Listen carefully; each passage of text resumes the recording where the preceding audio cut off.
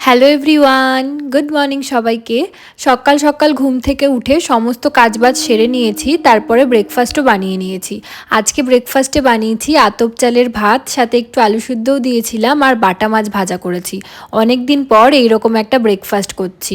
আর আমি তো একটু লেট করে খাই, কিন্তু যেহেতু ভাত তাই ভাবলাম গরম গরম খেয়ে নিই, তাই দুজনে একসাথেই খেয়ে নিয়েছি। ও বেরিয়ে গেল অফিসের জন্য, এদিকে আমিও রান্নাবান্নাটা বসিয়ে দিয়ে মুখে আজকে একটা ফেস প্যাক লাগিয়েছি।